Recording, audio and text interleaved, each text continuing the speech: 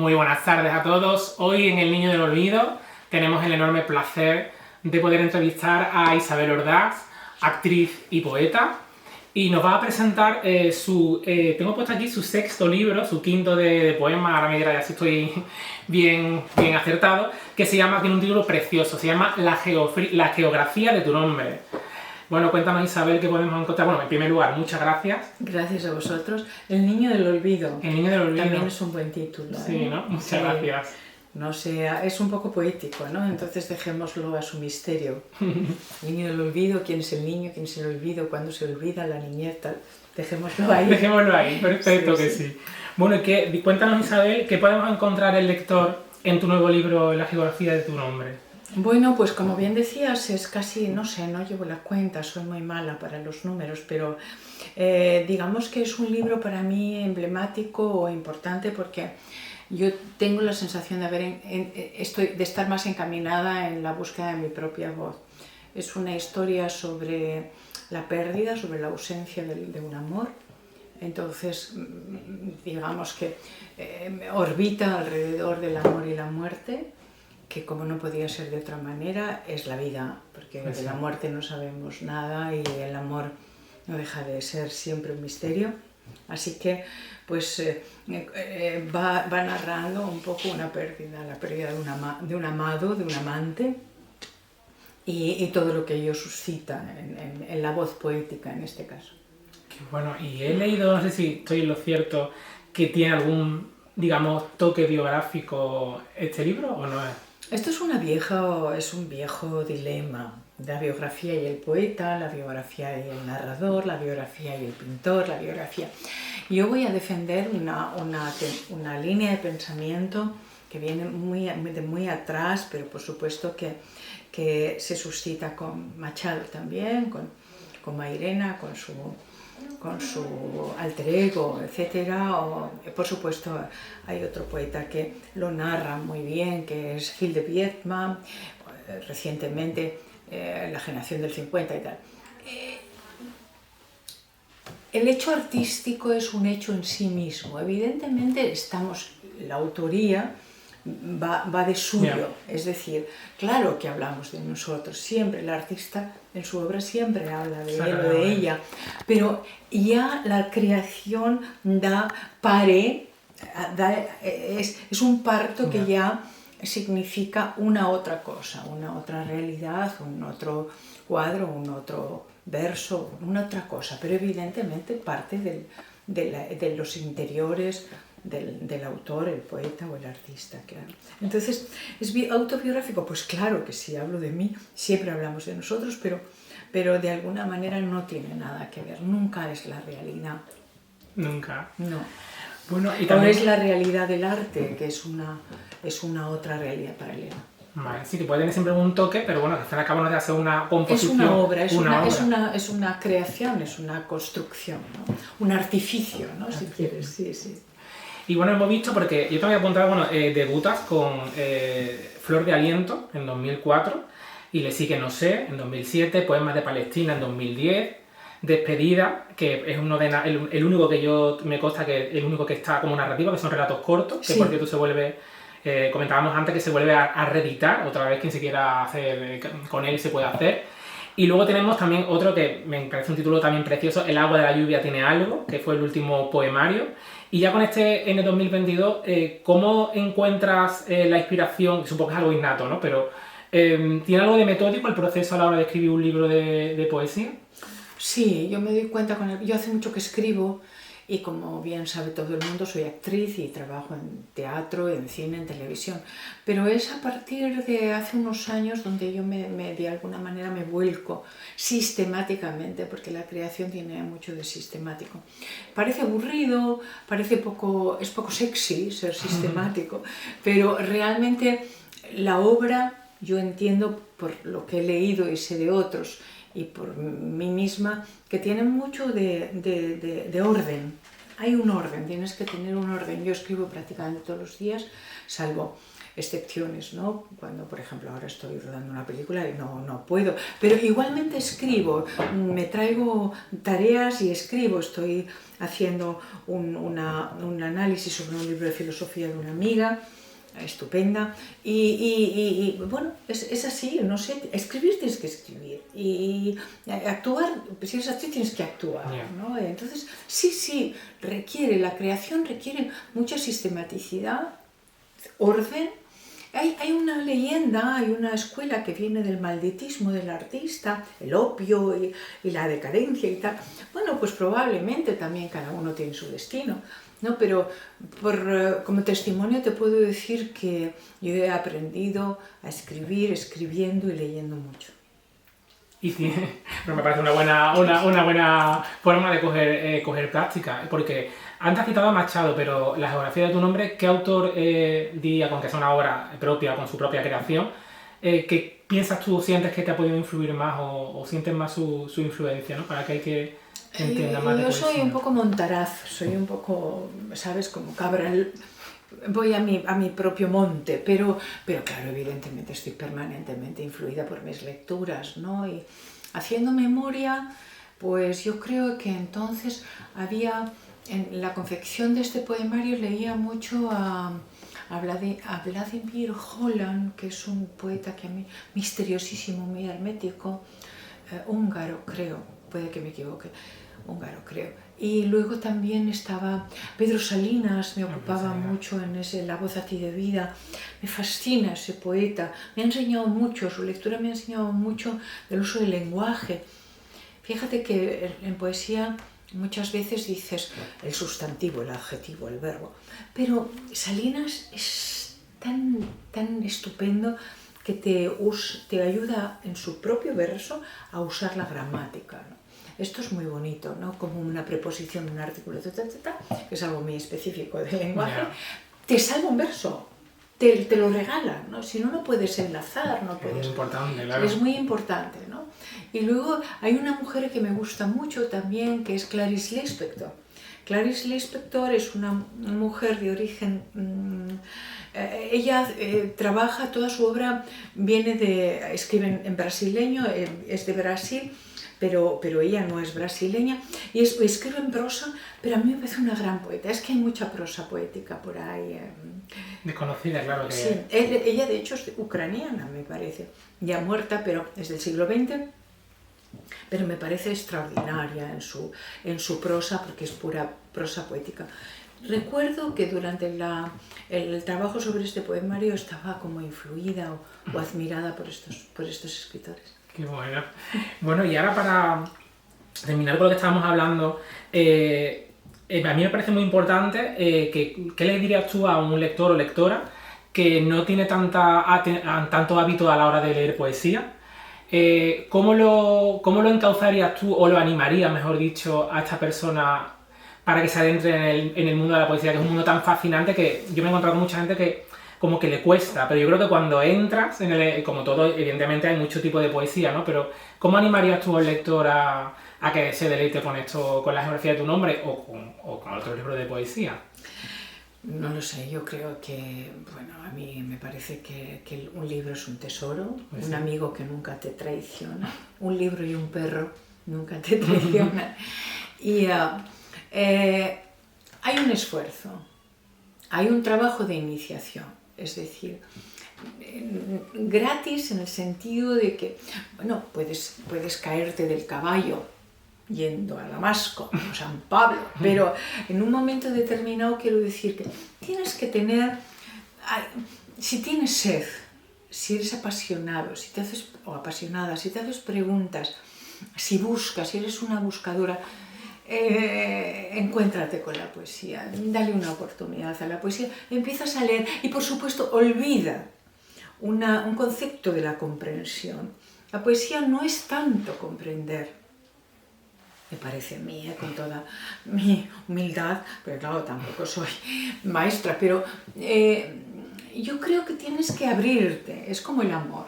El amor, decía no sé quién, el amor, no busques el amor.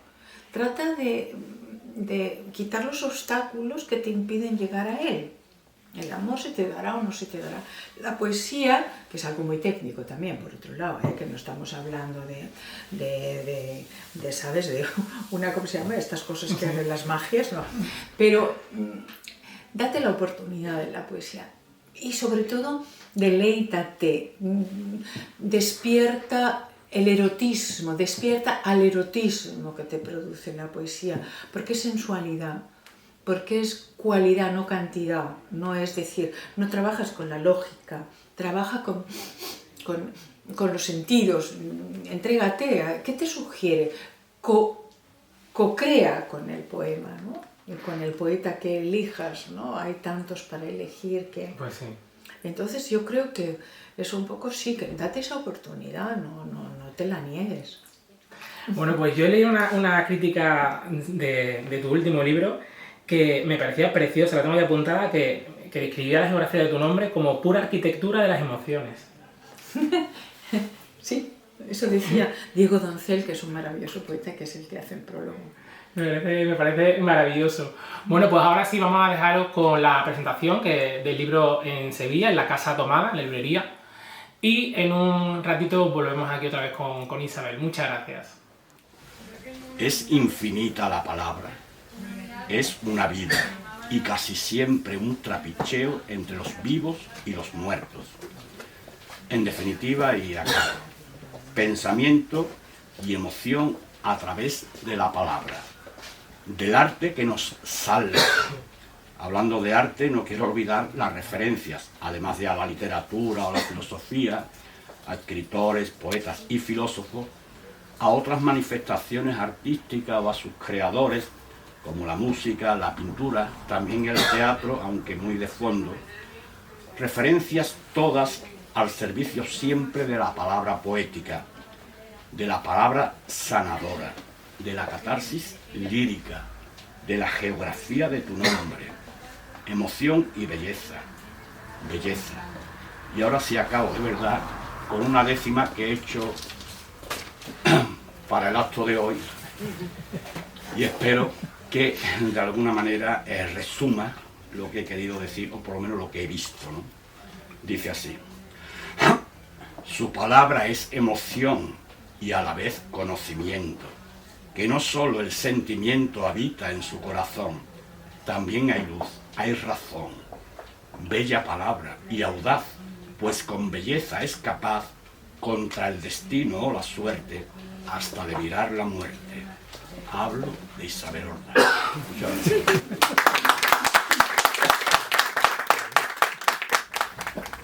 Las palabras. Las palabras alcanzadas por las absortas novias, alcanzadas por el rayo de la revelación, húmedas en mi boca, se muerden a sí mismas porque tú te has ido.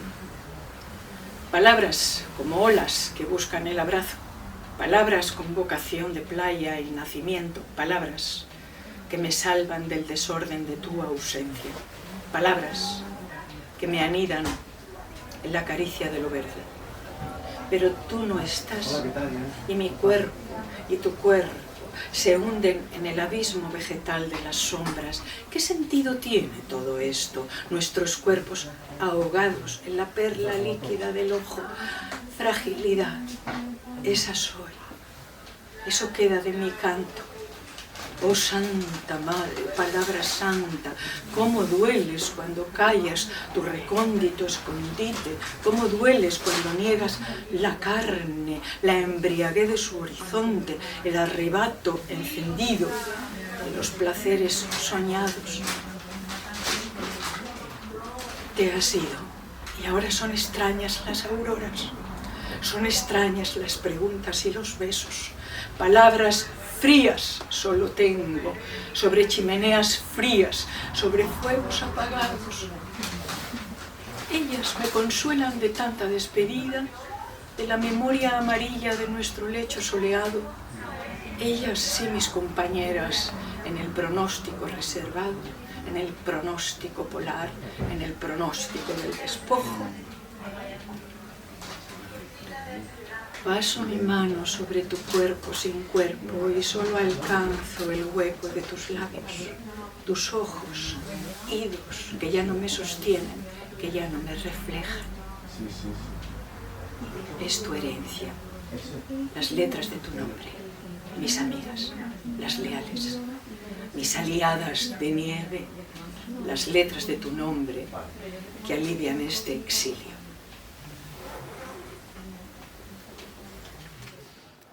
Bueno, pues ya estamos aquí de vuelta, hemos podido visionar y ver en directo la presentación del libro de Isabel Ordaz, su nuevo libro, La geografía de tu nombre.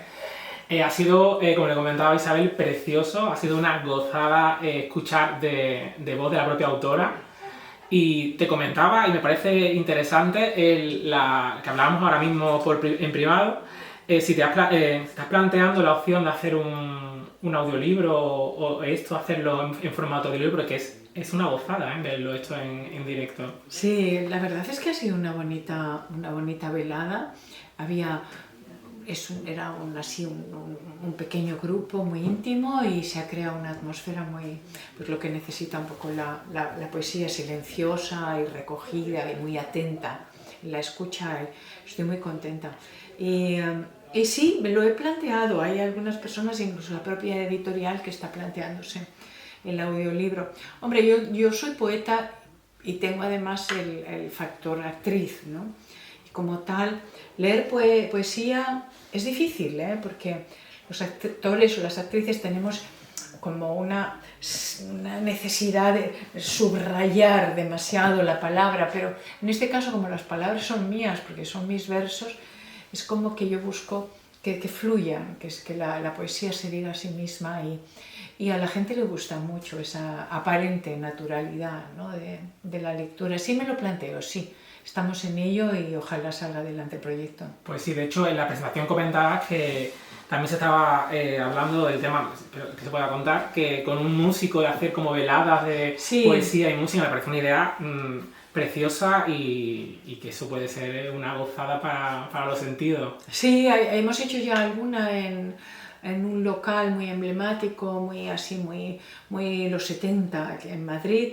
Y ha resultado un éxito porque el músico también es maravilloso y de repente tienes la sensación de que la gente quiere escuchar. No es a lo mejor multitudinario o tal, pero hay como mucha sed del directo siempre, sí. Tanto en conciertos como tal, como el teatro por supuesto, y también de escuchar. Hay de un cierto sed de escuchar otro tran-tran, ¿no? otro ritmo, otros silencios, y estamos en ello. Tengo que cuadrar fechas porque tengo un año muy complicado con teatro y tal, pero bueno, ojalá que no falte el trabajo. No falta. De hecho, también te iba a comentar, bueno, aparte hemos hablado un poco de tu faceta como poeta, que este era tu sexto libro, tu quinto de poemas, que ha salido yo tengo aquí apuntado a finales de abril, hace muy poquito, ¿vale? Te quería preguntar sobre tus próximos proyectos, tanto si tienes alguno ya pensado como escritora y bueno, como actriz también, me comentabas que tienes una agenda, no sé si puedes contar algo en lo que estás enfrascada ahora mismo. Pues ahora estoy rodando una película aquí en Palma del Río. Es una película muy extravagante, una comedia muy extremada. No puedo hablar mucho de ella porque todavía no se ha dado, digamos, la salida de la publicidad. Y luego tengo otra obra para el Teatro de la Abadía en Madrid, un texto hermosísimo de un autor judío-húngaro, y se llama Tabori, se llama El coraje de una madre, que es un texto fantástico. Luego después otra obra de Eduardo Galán que se llama La profesora. Esos dos textos ya están un poco diseñados por calendario, que va a ser así. Y luego tengo otro poemario que le dejo dormir porque yo repaso y corrijo mucho, y un libro, una especie de biografía de prosa poética, biografía sobre una experiencia vital muy importante, y Está escrito en prosa poética, eso te puedo decir, pero todavía no puedo dar más datos. Bueno, pues yo creo Tengo que... mucho, sí. Yo le espero que el año que viene eso... Volvamos a encontrarnos, claro a no que ser sí. que vayas a Madrid, Claro que sí. a si ver no- teatro y ahí estoy. Sí, claro que sí. O Tenemos venga yo a Sevilla, ¿no? Claro, o un encuentro, o si no, un encuentro virtual, pero yo espero poder verte y Virtual, disfrutar, sí, sí. poder disfrutarte en persona. Y lo último que te quería preguntarte, para no robarte ya en una futura vez, pues ya poder acercar un poco, o sea, y profundizar un poco más en tu carrera, que es muy larga. De hecho, he estado viendo que el año que viene, si no tengo yo aquí mal, cumples 40 años como actriz. Ah, no lo sé, yo estas cosas no las pienso, sobre todo cuando se acumulan tantos años, prefiero olvidarlas. Pero hay algún... has encarnado a una Santa Teresa de Jesús, a Isabel la Católica, bueno, has hecho a Beckett, has hecho a Lope de Vega, en fin, a Aristófanes. ¿Hay alguna cosita que todavía está resistido que tienes ahí? Sí, tengo muchas. Tengo una Medea por ahí soñada siempre que todavía no he hecho, la supuesta asesina en serie. Una Medea o histórica o contemporánea, pero es un personaje que me fascina mucho, porque me interesan mucho los arquetipos femeninos a lo largo de la historia. En un momento como el presente, que la revisión de todo, que está todo revuelto, poniéndose patas arriba, para revisar, para volver a entender los arcanos, los mitos, los símbolos. Y la mujer en este sentido tiene muchísimo que decir. De hecho, tengo un monólogo sobre Gertrudis, como sabes, es la mamá de Hamlet, la muda, a la que Shakespeare no se dignó dar muchas palabras. Entonces tengo un monólogo resarciéndose de esa humillación, del silencio que le dio, al que le condenó Shakespeare. Y creo que todos estamos ahora, bueno, pues revisándolo todo, los géneros, los valores, los paradigmas históricos, todo eso, y la mujer tiene mucho que rascar, que revisionar en cuanto a su trayectoria iconográfica desde el punto de vista histórico, artístico, literario, por supuesto, y mitos donde la mujer ha cumplido un papel que hay que revisar y releer y actualizar, ¿no?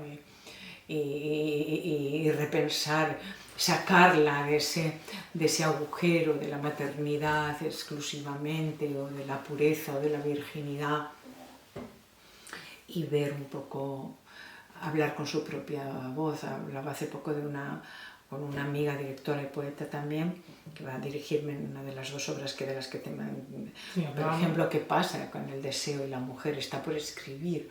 El deseo de la mujer siempre ha sido escrito por hombres, ¿no? Cierto. Y entonces, ¿qué pasa? ¿Qué siente sexualmente o apasionadamente la mujer, ¿no?